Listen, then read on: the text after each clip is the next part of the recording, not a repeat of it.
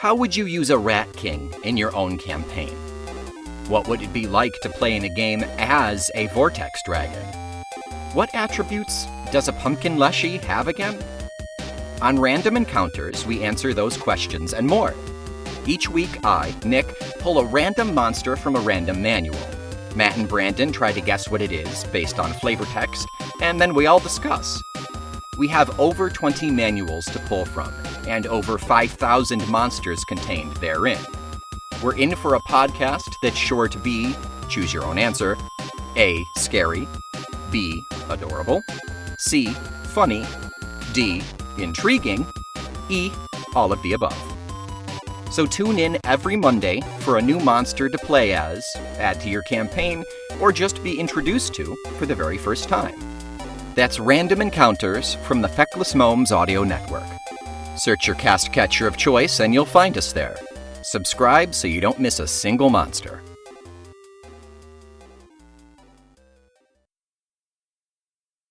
Clean off your butter churn, brush down your riding cow, and grab your rope to practice your sheep shank. Because it's time to talk Tull to me.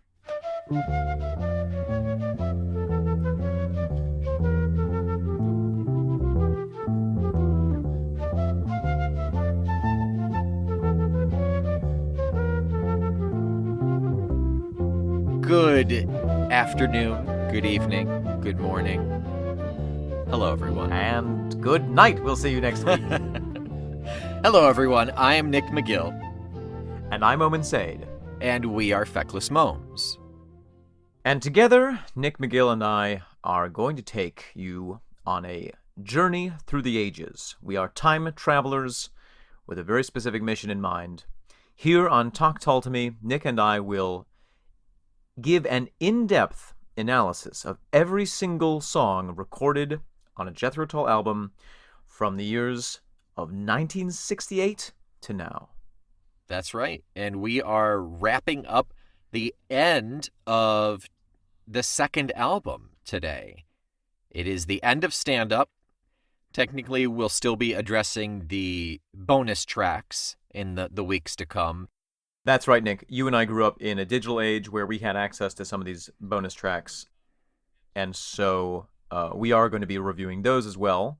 But it is important to remember that the original format was as on the vinyl, on the stacks of wax, if you will. And this is the last song on the wax disc. 5 songs per side. This is song number 10. Omen, what song is this? This is For 1,000 Mothers. And let's roll that wax. For 4,000 mothers. 44,000 mothers.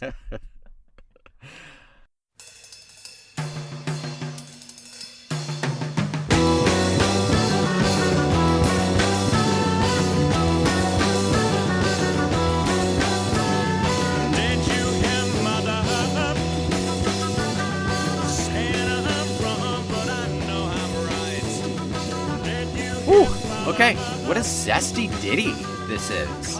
Wow, it is so zesty. I like this song a lot. It's can I tell you some of the just initial words that I wrote down?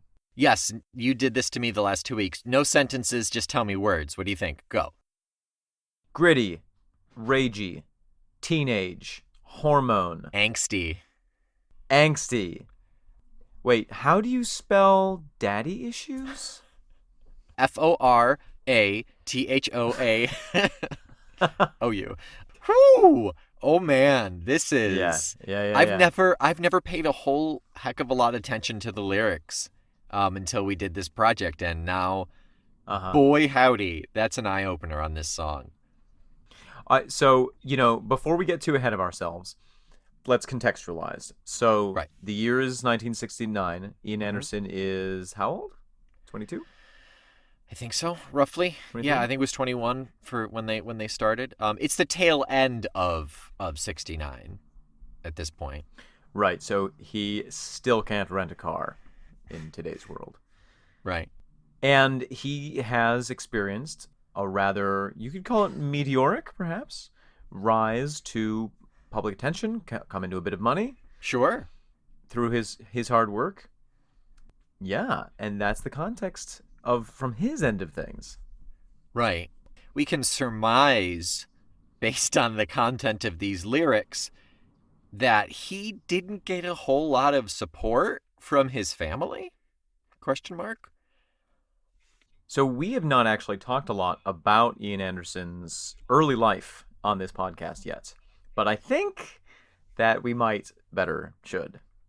For context, if we could shine any semblance of light on what we just listened to.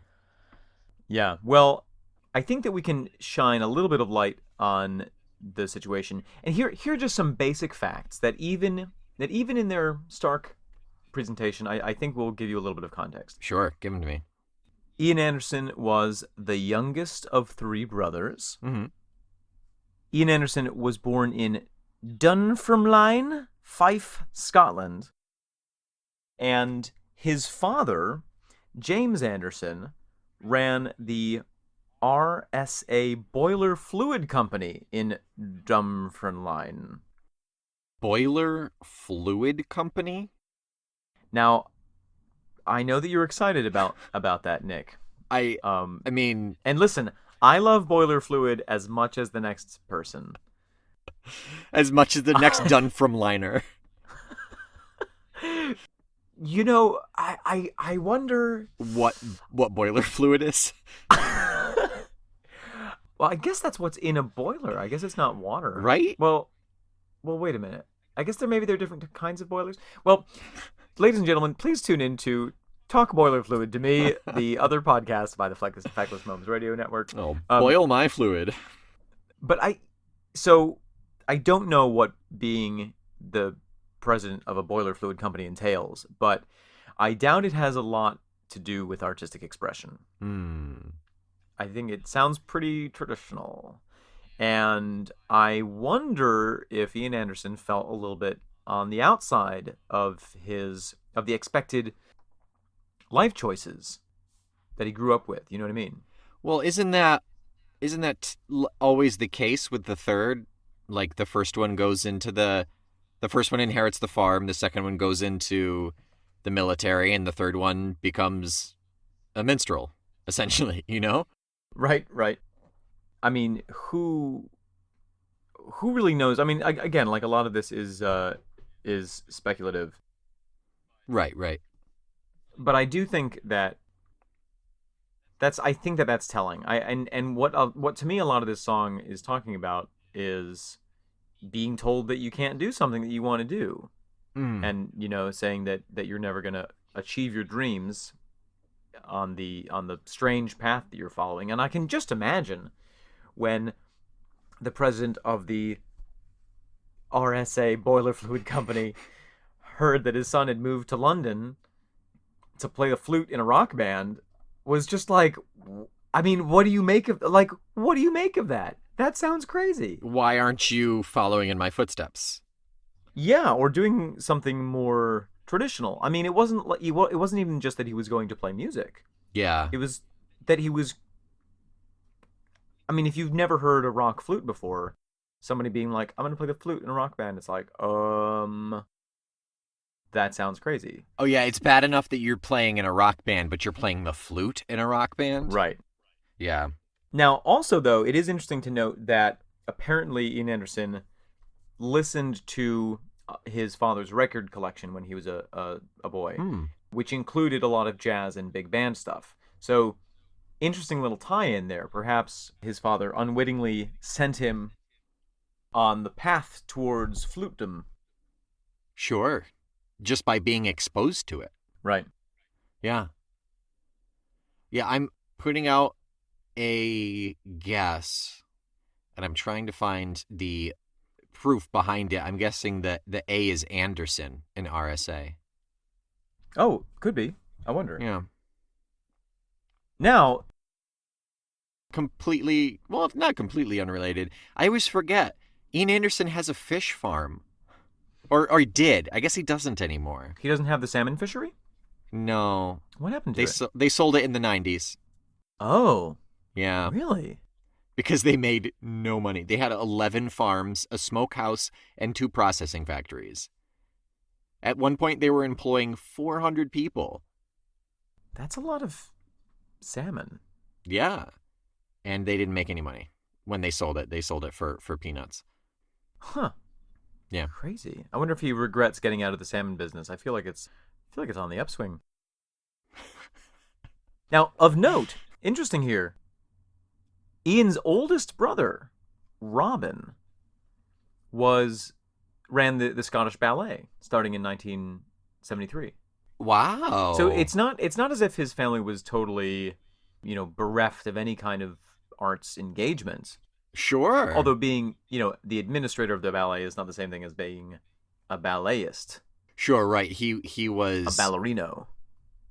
Yeah, I was going to ask you, is that the male ballerina? Ballerina? Ballerino? Is the masculine? I don't know. I made that up. Ray and I had that discussion like a week ago, and we were trying to figure it out. I figured you would know better than I would. I don't know. But yeah, he was a businessman. Correct. That just happened to be in the arts, dealing in ballerinas. Yeah. No, I don't think he bought and sold dancers. No, he would pull up into a parking lot and open the trunk, open the boot, oh my as God. they say, and be like, hey, I got a ballerina. That. That's all I got. That's a lot, Nick. I mean, at that point, it probably was expensive to buy a ballerina. Now you can get them anywhere. Well, this is the problem with arts training. Sorry, this is a digression, but there is an overabundance of performing artists and a dearth of performing arts employment. That's what I have to. That's what I have. Is to that say commentary? About that. Is that complaint? Is that yes? Yes. All right. Well, you were saying that there are dancers all over the place. It's true. Not that many of them are dancing professionally. You could almost say that there are podcast artists all over the place. Oh, wait a minute. This is getting dangerous. It's too close to home. Abort. Okay, back to For 1,000 Mothers. Yes, 40,000 mothers. For 4,000 mothers, according to Schmurf Schmeblin. Do you want to go back into lyrics, or do we want to talk music? Let's talk a little bit more about the lyrics here. Okay. Like I said, I did not realize how angsty it was, how, like, in one regard, it's a, hey, look, Mom, I made it. Yeah, totally. But then the next line is, didn't you? And also, I want to point out that line is, did you hear mother line? It's not, did you hear my mother say something? It's, did you hear, comma, mother? Directly to his parents. It's addressing mother, yeah. But the line, it's, hey, Mom, look, I did it. Dad said I couldn't do it, but I did it. Look at me now. It's right. such an I told you so. It's so sassy. Yeah, it really is. There's anger in there. There's anger behind that. Yes. It's interesting. It's like taking real pleasure in being able to say I told you so. Not just being absolutely. able to say, look at this success, but did it surprise you to be picked up at 8 in a limousine? It's a great, shiny, flute-shaped middle finger to his dad. And his mom, I think. I think that they're both in the lyrics bearing the brunt of it. True, but it seems a little more passive for the mother's part. Could be. I don't think either of them escape unscathed. No, definitely not.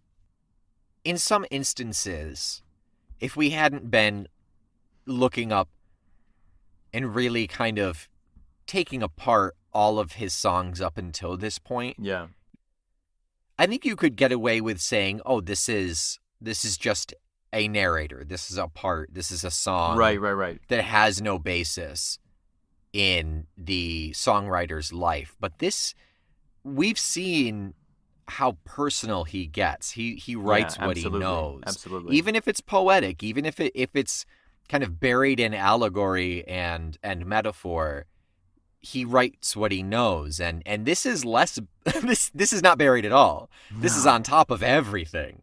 Yeah. Well, and I think that this entire song could be summed up with the last two lines. It was they who were wrong, and for them, here's a song. Yeah. And he waits till the last track. Can you imagine his poor parents, getting the album? I'm sure they listened to it.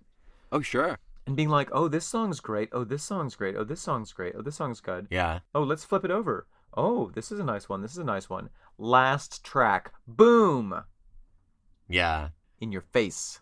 And on top of everything else, without having Mick on any of this album, yeah, this is a 100% Ian Anderson album.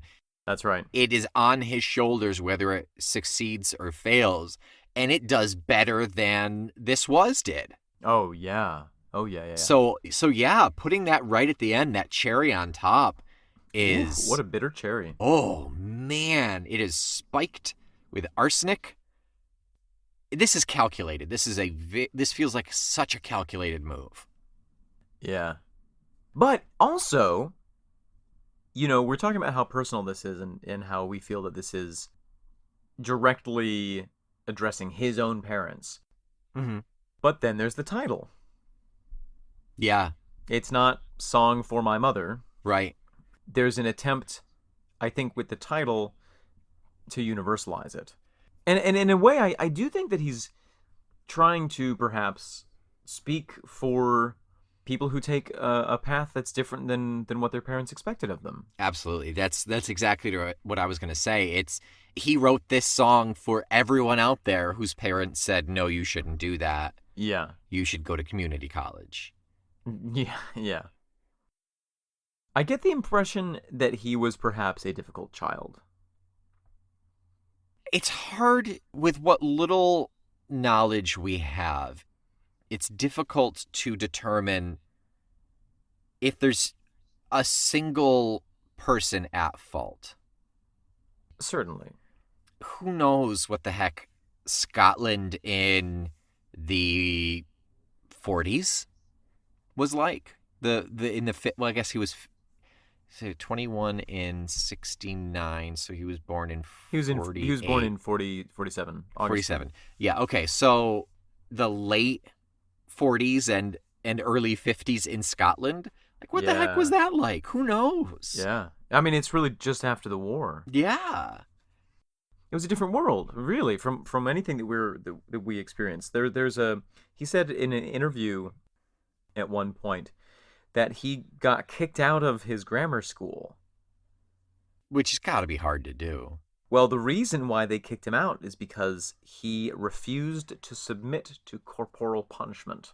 Wow. Good on you, Ian. Yeah.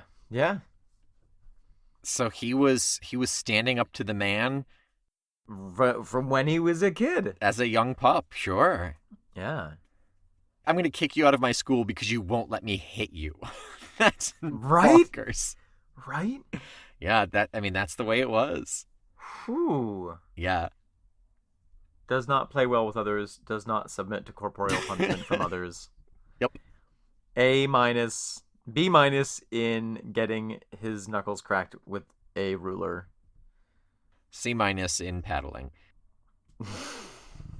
There's a lot of speculation in terms of this podcast in general. This podcast, period. End of discussion. We don't even know that there was a band called Jethro Tull. I mean, is this really a podcast? Yes. It better be, because I've spent a lot of hours in this podcast. So that's it for me in terms of lyrics and content. Well, obviously we've been really both kind of affected by these lyrics, because usually what we've done in past episodes is talk about the music first and then the lyrics, and for this one we just jumped right into the lyrics. Yeah, I think affected just really in the sense of not relating to it, but it's so powerful that he chooses this platform and this delivery. Yeah, and I mean, a lot of the songs that we've talked about are more poetic, I would say, Oh, more absolutely. subtle in their lyricism, and so Mm. there's more to pick apart. Hmm. This feels pretty much just literally He's laying it all out there. you get what you get. Yeah. But because of that, that's why it's so notable. That's why it's so remarkable. Absolutely. That being said, I don't think we lose anything because of it. It adds to the effectiveness. It definitely makes it a particular kind of a song. I mean, it's not it's a very different piece Mm-hmm. than Reasons for Waiting or Look into the Sun, which both of which draw you in. You know what I mean? Yeah. Yeah. This just jumps right off of the gramophone and smacks you across your Charlie Browns. And I wouldn't want to hear a whole album of this delivery. Oh no. Oh goodness no. But it's again his choosing the timing and the certain delivery and style. Like it's super calculated. He knew what he was going for. I would love to know how long this song took to write. Oh, I think about 3 minutes. I think he woke up one morning, smoked an entire cigarette in one drag, and wrote the song on the exhale. Yeah. The disparate pieces of this song must have been kicking around in that noggin for some time. And he finally just wrote it down. He literally just wrote down stuff he'd been yelling in the shower Yes. for 20 years. Exactly. Every time Clive pounded on the bathroom door and told him to shut up and quit crying, he's like, I have to write this down. Yeah. Maybe they made him do it. Maybe they were like, "Hey, Ian, Oh, yeah. you gotta get this. Either go see a therapist or like get this out." Yeah. That sounds right, actually. Yeah. Well, I'm actually glad that we talked about the lyrics first because the music is so it's hard to separate. But there are a couple things that I want to point out here. Sure. Obviously, it's super aggressive. You've got that precise bunkering happening on the drums. Oh, he's so good. Martin Barr, everyone's like working overtime on this song. Yeah. But I think that there is a little what's that thing when you dig for a precious metal? A vein. There's a vein of that same anger and aggression and roughness that we hear much later on when they were in their kind of heavy metal phase. You hear it a little bit in the guitar, you hear it with the flute, with the tempos, with the style of drumming, with Ian's vocal style. You mean when they beat Metallica for Best Heavy Metal Album? When they beat Metallica, yes, exactly. Was it Catfish? What was that one? Roots to Branches? Crest of a Knave? Was it Crest? I know it was right around there. It was never one of remember those. which one it is. We'll get there. We'll get there in 30 years. Do you have a song in mind that this reminds you of? Oh, you had to go and ask, didn't you? To me, I don't see this. I mean, yes, we will see it in heavier music a little bit later on. But this, to me, feels like the final step to bring us into Benefit. This is the one that sounds the most like Benefit to me.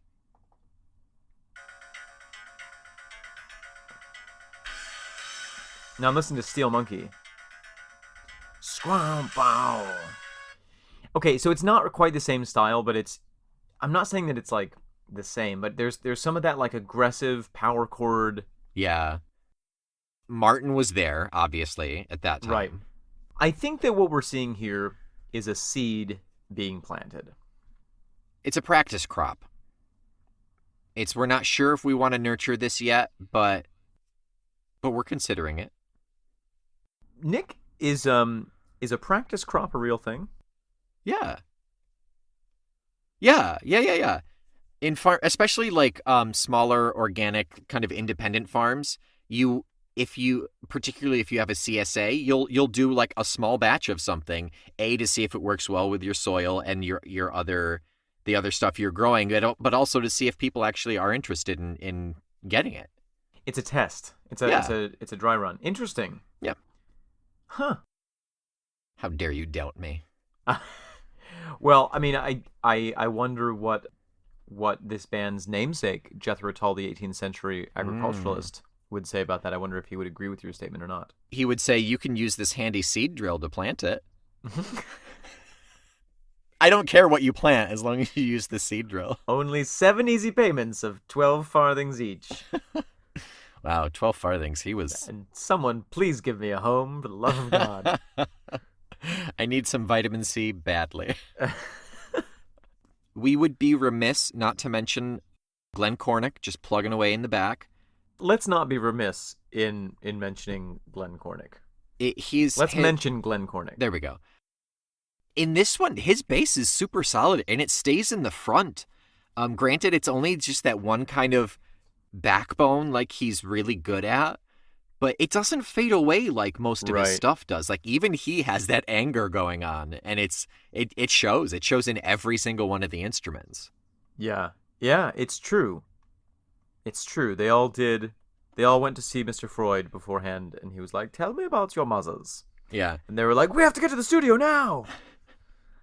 And of course, flute, drumsticks, the neck of the bass, the neck of the guitar, all penises. Naturally. I'm so surprised that I didn't know that that's what you were going to say until you said it. No, I'm being genuine. That shocks me.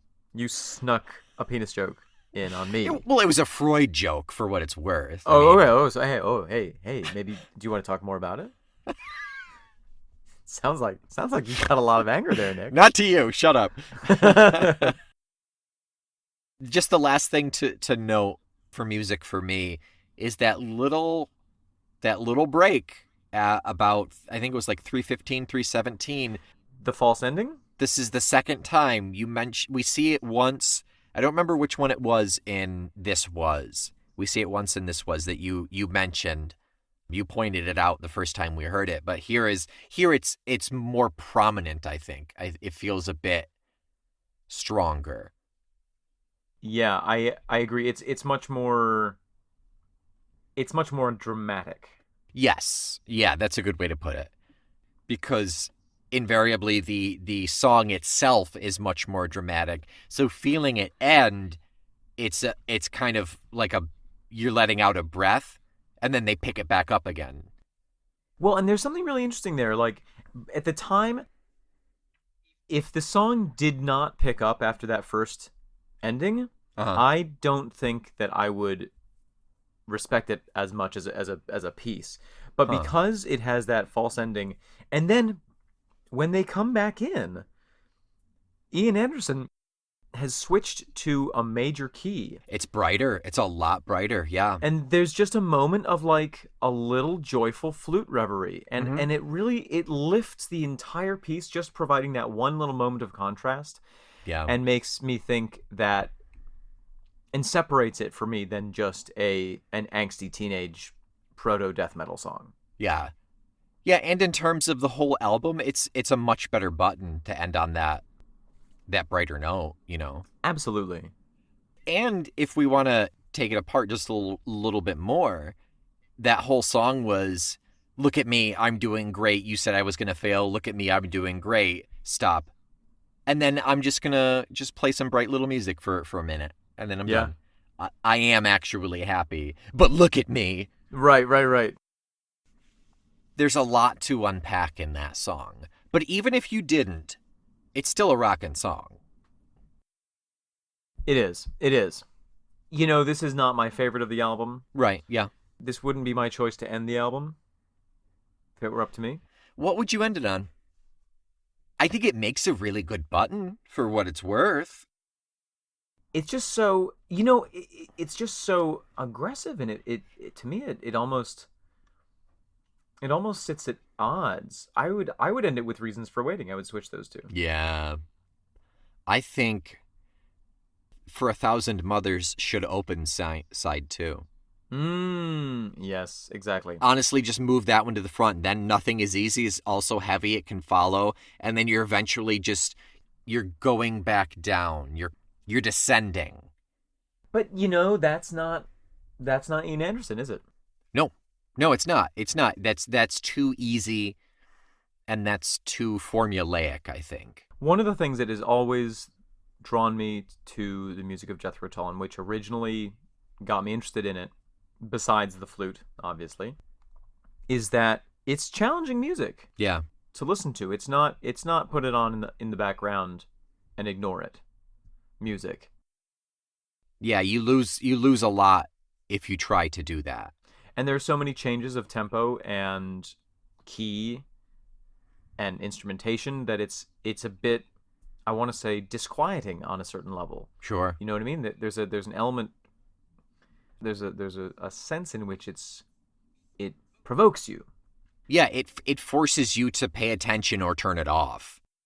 And if the album ended with Reasons for Waiting, I might think, what a lovely album. But with it ending with For a Thousand Mothers, it makes me think, I would like to hear what they do next. Yeah.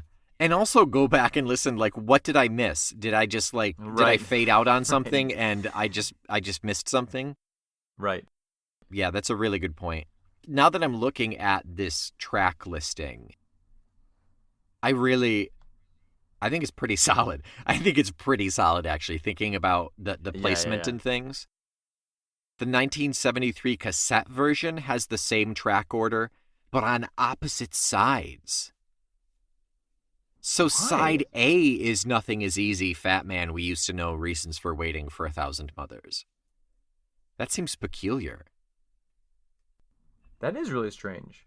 And maybe is it just strange because we're so accustomed to it the other way around? You know, are we attributing too much to it? No, I think that's just a wrong way to do it. I think that it's better. It's better in its original. It's better to start with A New Day Yesterday. Yeah, I think so. In terms of the progressive story that is Jethro Tull, yeah. Yeah. Yeah, and you don't want to wait until track 8 for freaking Bourée. That's just... No, exactly. Ooh. And like you said, if you're ending on some Reasons for Waiting, if we switched it around, you'd be ending on Look Into the Sun, and then it's a nice mellow, down-key moment. And there isn't that kick. There isn't that wake up. Yeah. Anything else? I'm pretty sated with this song and this album, the album proper. You know, I'm ready to jump into those bonus tracks. Yeah, we are going to be talking about the album Improper soon.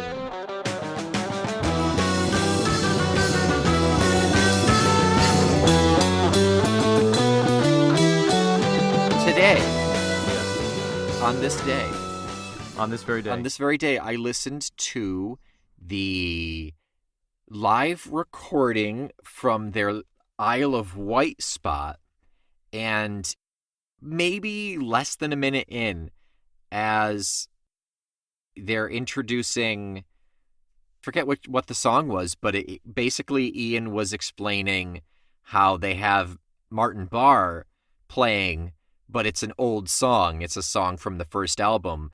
It's My Sunday Feeling you're talking about. Yeah, that's what it was. It was My Sunday Feeling. And he calls their first guitarist Mick Abrahams. So we've been mispronouncing it this whole time. Or Ian Anderson mispronounced it, and that's why they broke up. Wow. Okay. Just floating that out there. You know? There it is. Who knows? Scandal. He did it just to dig at him. It's also very interesting to hear how he talks about Mick, apparently Abrahams, in that moment. I think that we should play a little bit of that audio if we can. Oh yeah, I'll drop that in right here. It's happening right now. It's happening. You're hearing it. You won't be hearing us saying this, but you'll be hearing that audio. This is quite lame. We're going to do some old songs and some new songs and one or two we've never played before, it seems. And the first one is a really old one, you know, really forgotten this one, I think. It's from the very first album in the days of Mick Abrahams and all that. Martin listened to the record, so we're going to play this one. It's called My Sunday Feeling. Thank you! Yes! I hope you tuned up. No, it's nothing original. It's nothing that we haven't said better and fun or more fun. Or funner or nothing we haven't said with a funnel. Butt chug these podcasts. I butt chugged these podcasts yesterday. Nick, I was so tired yesterday. not from binging on the podcasts, but because I was so tired, I just lay on my bed and listened to 4 podcasts straight. On the third one, I got up and went and ate a cheeseburger at a diner and drank a couple beers while I listened to the last one. Of our back catalog, or? Yeah. So you're caught up now? Mm-hmm. I don't believe you. I've listened to a lot of them, Nick. How do you not? I listen to them. Well, because you edit them so many times, but I also listen to them when they come out too. I download them and listen to them. Well, I have subscribed to them. You just subscribed to them? No, I had subscribed to them before, Good but Lord. I'm between podcast gatherers. What? Because I recently got Spotify, and so I haven't been listening to my actual podcasts app that much. You can listen to podcasts on Spotify. I know, but it's taken me a minute to figure that out.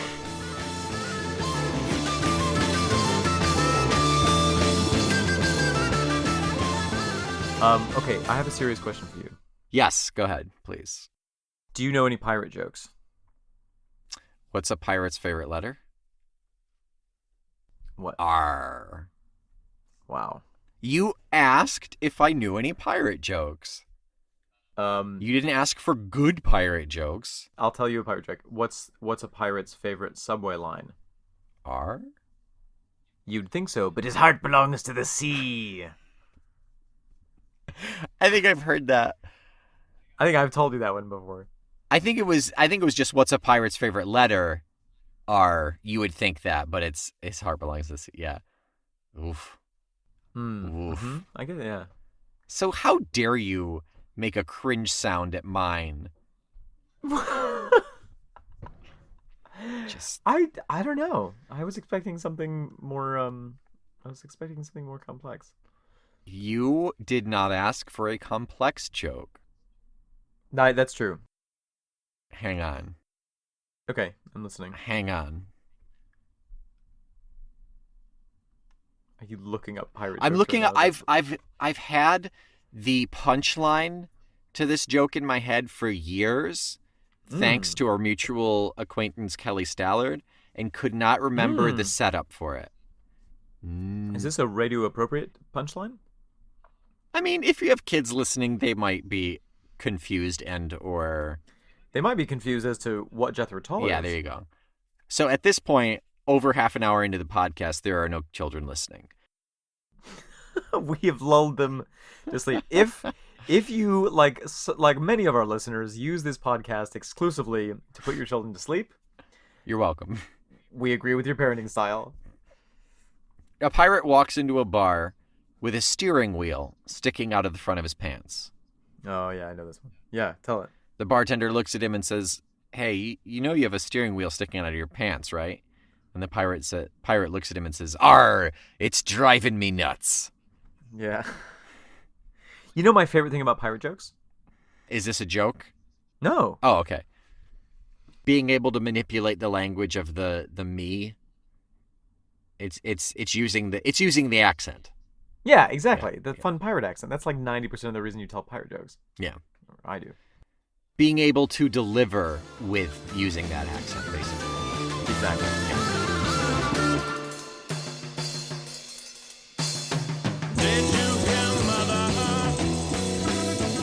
So Nick, I have now a For 8,000 Mothers related question for you. Okay. If this song were a domicile, what kind of a domicile would it be? It is a lean-to. Why? Because it offers some comfort, but you're still exposed to the elements. But the elements could be really nice, because it could be sunny or a really warm evening, but it also could be super rainy and the wind is blowing the rain into you. Can I ask a clarifying question? If it's about my mother, I'd rather not. No, is it a lean-to that you set up in your parents' backyard after you, quote-unquote, run away from home? Who have you been talking to? Hey, I helped you build the lean-to. What? No. Okay. We never built... We never built a lean-to. No, I was surprised. We didn't spend a lot of time at my house. It was usually at your house. Yes. And it's not even well hidden. It's not. Oh, no. No, there's a flag on top of it. And can be seen from the kitchen window while your mother is making you dinner that you're fully going to come and have. Yeah, right. In like half an hour. Yeah. But it's also using like lumber that your dad had that like he was saving to use on something. Ooh. There it is. Yeah, I like that. Yeah, spiteful. You didn't actually cut any of the lumber or even nail it because you were too afraid to. Right. But you moved it. Oh, boy, did you move it. And it's going to get wet tonight. Might get rain whether on it rains or not. Dew. It's get dewy and teary. That is for 1,000 Mothers. Yeah. Music break. Wow, we worked some stuff out on that one. We did.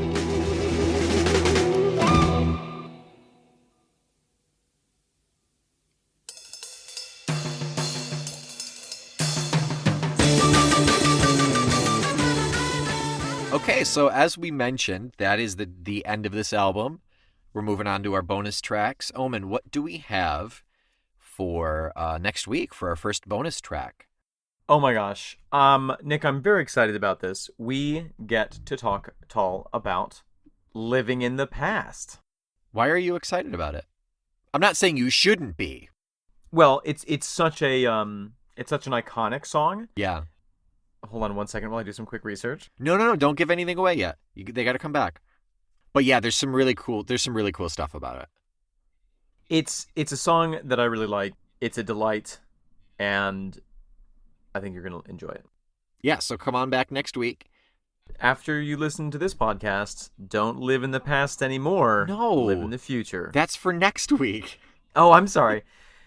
Call your mother and tell her about Talk Tull. Call all 4,000 of your mothers and have them rate, review, and subscribe, and then we'll be on top of the charts.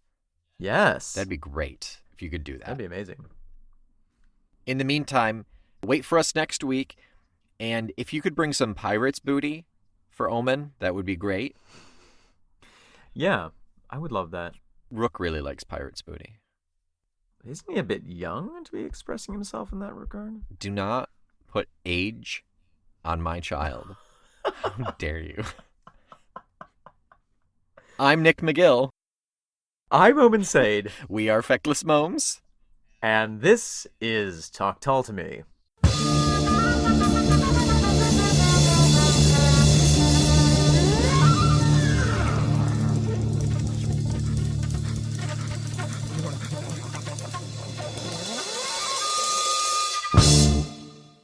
A proud member of the